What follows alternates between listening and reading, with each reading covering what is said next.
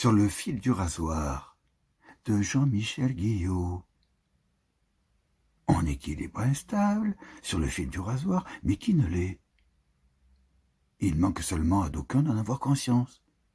Ils ne ressentent pas le fil trop ténu sur lequel ils déambulent en somnambule, tandis que d'autres y marchent résolument.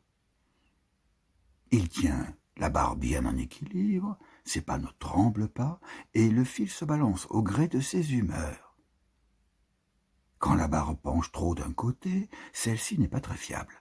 Elle a tendance à varier de poids, sa masse étant instable. Le savant équilibre se rompt. Et c'est alors qu'il est tenté de lâcher la barre, à ses risques et périls, risquant ainsi de perdre le fil de sa vie, ce fil souple sur lequel il chemine depuis tant d'années. Pour éviter la mise en danger, il lui suffirait d'en finir avec cette longue marche sur le fil ténu de ses pensées en acte. Mais le plaisir qu'il en tire est trop grand.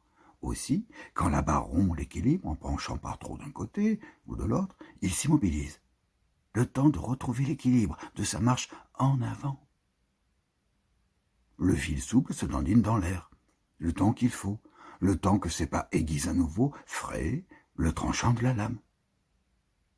La barre se reconstitue peu à peu, matière vivante, pensante, qui échappe à son contrôle, matière pensée instable, qui palpite entre ses mains.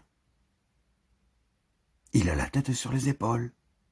Un jour, chute mortelle, il aura peut-être le cou tranché, mais ce n'est pas pour demain. La barre, bien en équilibre dans ses mains, il avance.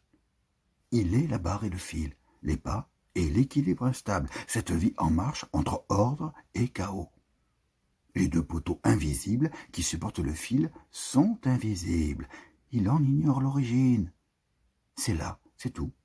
Elle s'impose comme une évidence, cette marche légère qu'il s'impose à lui-même pour réveiller la vie.